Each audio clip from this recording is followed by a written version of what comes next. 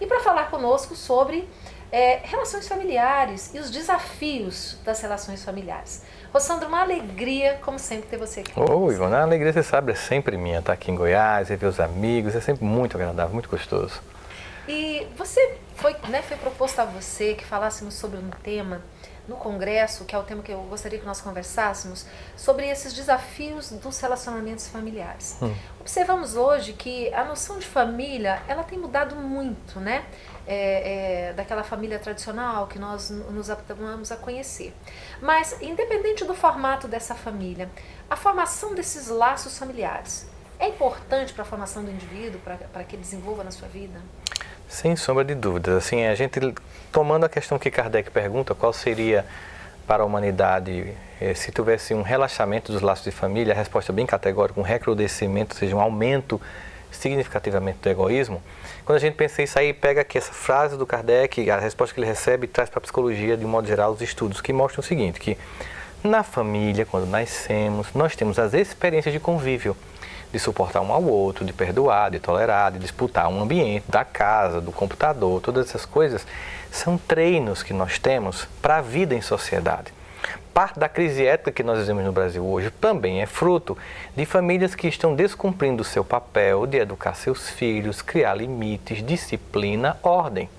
No momento em que nós temos essa desordem exterior, ela apenas reflete uma desordem que está acontecendo nos núcleos familiares, porque está havendo um relaxamento desses laços. E isso não tem a ver com os novos formatos de família, tem a ver com as famílias em si, pais que eu digo sem muitas meias palavras, que têm pecado ou por preguiça ou por omissão, quando não pelas duas coisas, tentando fazer uma coisa absurda, terceirizar a educação dos seus filhos, culpando professores, escola, por não darem aos filhos a disciplina que cabia a estes pais darem. Dá trabalho?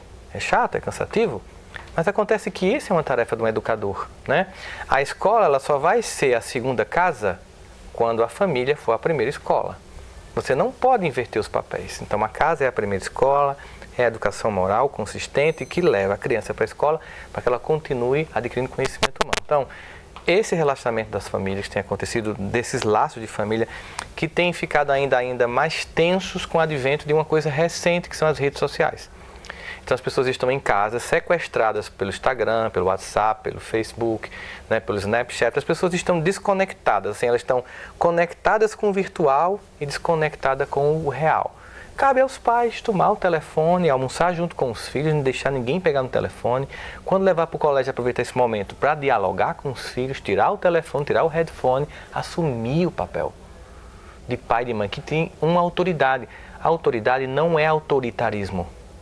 A autoridade é uma condição sem a qual a educação de uma criança não acontece. Mas quando você fala dessa questão do uso das tecnologias e que às vezes as pessoas estão no mesmo ambiente e cada uma conectada com o mundo e distantes, né? Exato. Muitas vezes os próprios pais estão nessa situação, né? Então, é um exemplo, né? Se segue, às vezes está aqui o marido e a esposa, quantas vezes a gente vai no restaurante e estão os dois assim, diferentes um para o outro, pedem a pizza, eles se olham quando a pizza chega, ou no máximo mostram um para o outro, olha que foto engraçada, e voltam para o seu mundo zumbi. É por isso que cresceu tanto essas minisséries como The Walking Dead, elas revelam um certo inconsciente coletivo. As pessoas estão zumbificadas pelas tecnologias. Todo mundo, teve até um fotógrafo, se eu não me engano, um alemão, que fez uma montagem no Photoshop. Ele fotografou uma estação de trem, de metrô, aliás, e apagou os celulares da mão das pessoas. Então, era todo mundo assim, na estação de metrô. Ou seja, nós estamos nos desconectando do real. E quando isso acontece na família, aí há prejuízos, porque como é que eu sei se meu filho está sofrendo bullying na escola? Como é que eu sei se ele está se sentindo vítima de uma autoestima baixa, se ele está pensando em se matar, se ele está usando drogas, se eu não estou vendo os sinais, porque as crianças e os adolescentes não falam muitas vezes, eu tenho que estar ali olhando, mudança de comportamento, de tom de voz, ficou mais tempo no quarto trancado, mudou a fisionomia. Como é que eu vou perceber essas nuances se eu estou aqui, olhando para um tablet ou para um smartphone? Eu preciso estar conectado às pessoas para poder senti-las e que elas me sintam também. Quando você fala da questão da omissão dos pais ou da preguiça, esses pais muitas vezes foram criados num sistema bem diferente, muito autoritarismo da parte dos pais. Pode ser que esses pais hoje queiram evitar fazer o que seus pais fizeram, sendo muito autoritários, e acabam perdendo um pouco a medida de como deve ser? Exatamente isso que está acontecendo, perdeu-se a medida. Eu sempre digo para pais que foram criados por pais autoritários, você está aqui, seu filho escolheu numa boa escola, você está procurando ajuda terapêutica, você pode pagar, então a educação dos seus pais não foi tão ruim assim. Você deu certo. Você pode corrigir na educação dos seus filhos. O que a gente tem que aprender? Existe um ganho. Hoje a relação entre os pais ela é mais harmônica, um diálogo que não havia no passado. Isso é um ganho novo. E existe a escuta dos filhos, do que eles desejam, só que escutar filho não é obedecer filho. As pessoas confundem, as pessoas obedecem filhos. Mas os filhos mandam. Porque os pais deixam. Porque eu escuto um filho é uma coisa, obedecer um filho é outra coisa. Eu escuto, os pais do passado não escutavam. Hoje em dia você escuta, mas não é uma obrigação que você obedeça. Você escuta para que você veja qual é a demanda que ele tem e decide o que é e o que não pode. Isso é natural. Então, essa educação autoritária, você tira esse tom mais forte dela, mas preserva a autoridade. O problema é que a gente nunca consegue ter o equilíbrio. A gente sai do autoritarismo para a permissividade. Só que tem um detalhe. Uma educação autoritária ela é complexa, sim. Ela pode gerar algum trauma? Pode. Mas o indivíduo, como a gente costuma dizer lá na Paraíba, dá pra gente. É um ser humano viável, profissional, intelectualmente e moralmente. A educação permissiva, ela destrói o ego e a capacidade do indivíduo de gerenciar a sua própria existência. Porque isso torna o indivíduo extremamente egoísta e egocentrado e que acha que todos estão à sua disposição para servi-los, como os pais faziam ou fazem. Esperam que professores e que a sociedade esteja dispostos a servi-los.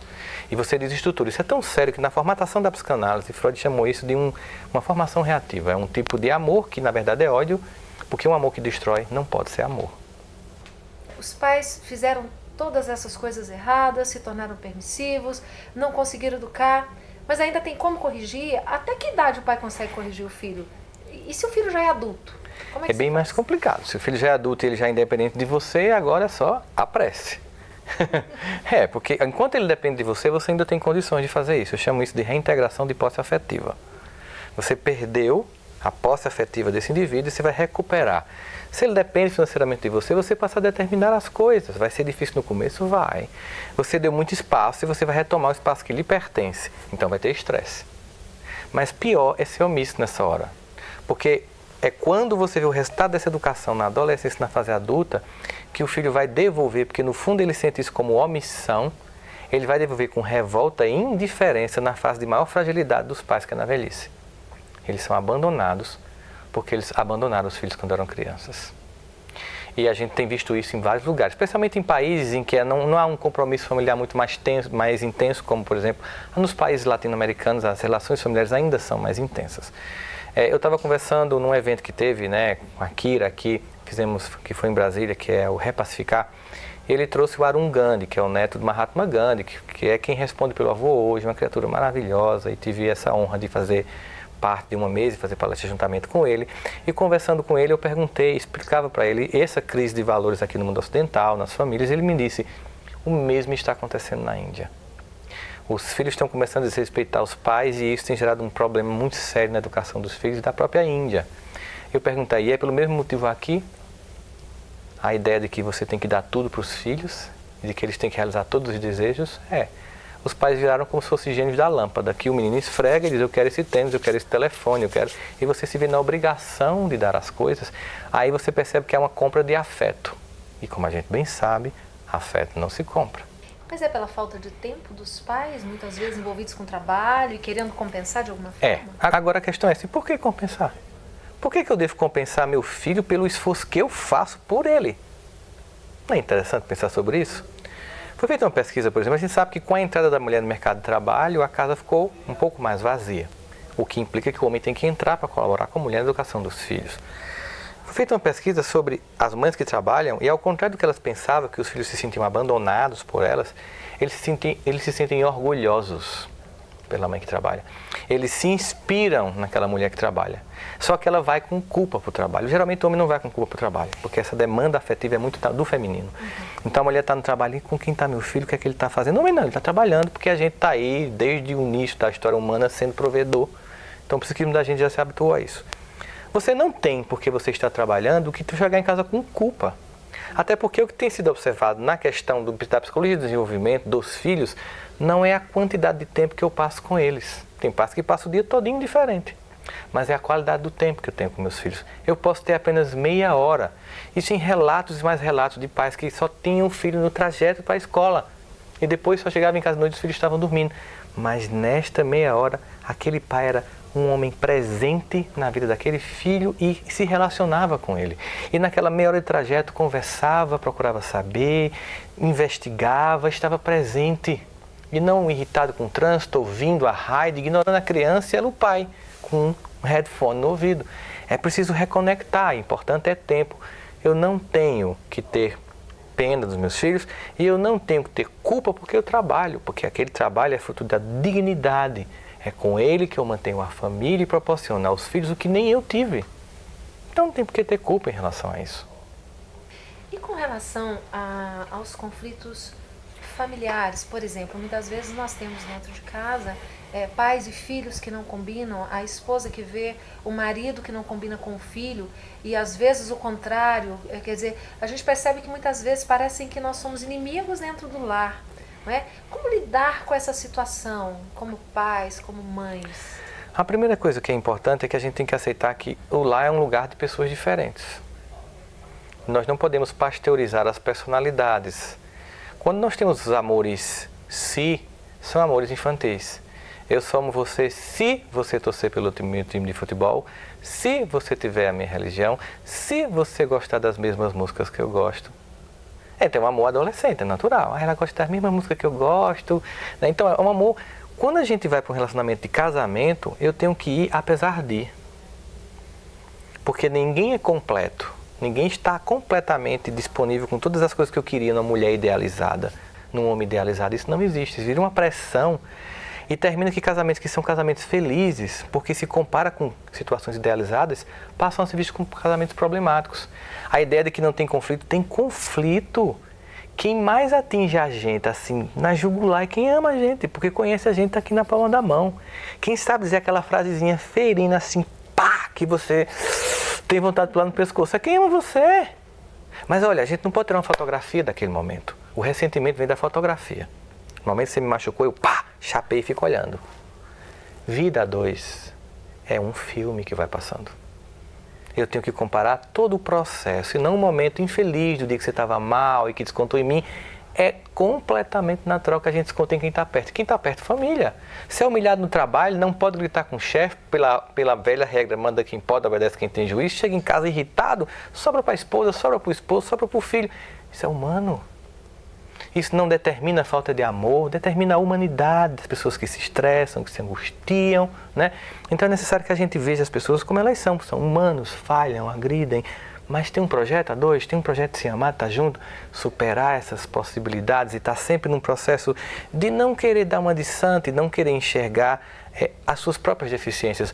Você começa a ter harmonia na família quando o indivíduo deixa de acusar e passa a se perceber como alguém que falha.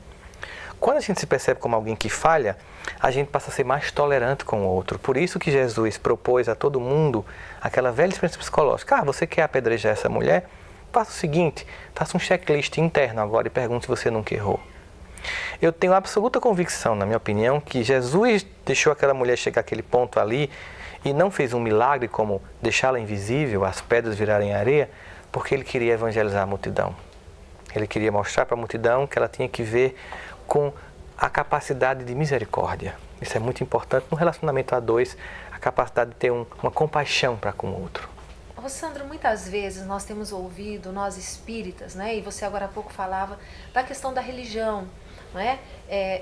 De nós aceitarmos, por exemplo, nós temos companheiros do movimento espírita que os filhos depois de adultos optam por outras religiões, né, naturalmente.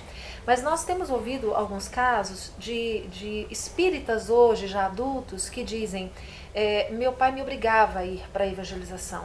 E isso foi muito bom para mim, porque hoje eu estou aqui no movimento espírita. Mas nós ouvimos também algumas vezes dizendo assim, eu tive ódio do espiritismo, porque meus pais me forçavam e eu não gostava. Não é?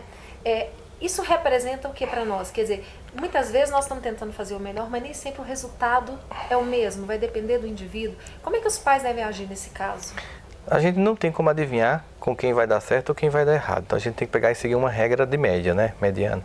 Na minha opinião pessoal e como terapeuta, você deve levar seu filho para a sua religião independente da vontade dele. Você não escolhe onde ele vai estudar? Você não escolhe que hora ele vai dormir? Espera-se, né? Você não faz escolhas por ele? Os pais têm o dever de fazer escolhas pelos filhos. O que torna a infância, Ivan, um momento, pelo menos na nossa, né, altamente lúdico e agradável, é porque nós não tínhamos escolhas. A gente brincava. Na medida que a gente vai amadurecendo, os pais vão empoderando a gente.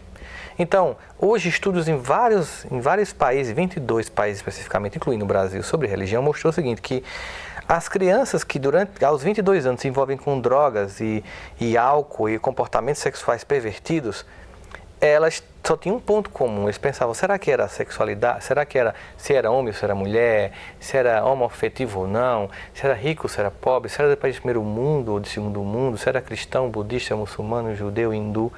Não. Durante a pesquisa, eles chegaram aos 6 anos, um ponto comum. Todos esses, aos 6 anos, estavam frequentando a religião dos pais com os pais. Porque não adianta deixar o menino na evangelização e sair. Eles ficaram impressionados, os cientistas, como é que um valor que é construído aos 6 cria uma proteção psicológica aos 22. É a época de plantar. Ele tem que vir com ou sem vontade, e não tem que dar sorvete depois que termina a evangelização, não. Ele tem que vir. Se um ou outro vai ficar com raiva, ele pode até ficar com raiva daquela religião específica, mas ele vai ter conhecido Deus. Ele pode até ir para uma outra religião, mas ele vai buscar o mesmo Deus. Isso é o que é importante. Isso é o que é mais mágico e fundamental. Nós temos um papel a cumprir, de fato, de levar valores para as crianças e levá-las para frequentar as suas religiões. É importantíssimo isso. Hoje nós sabemos também que as famílias, de maneira geral, se preocupam muito com o envolvimento das suas crianças, dos seus jovens, com a questão da drogadição, né? Que as drogas, elas são uma grande preocupação. Que conselho você dá hoje para os pais que estão enfrentando esse problema na família, né? Que já constataram que tem um filho envolvido com essa questão da drogadição? Como lidar com essa situação? Existem grupos de apoio que são fundamentais para os pais. Grupos de apoio de pais que têm filhos drogados. Ajuda esse compartilhamento. É necessário ajuda medicamentosa para você tirar a ansiedade do uso da droga. Então, o acompanhamento psiquiátrico é muito importante.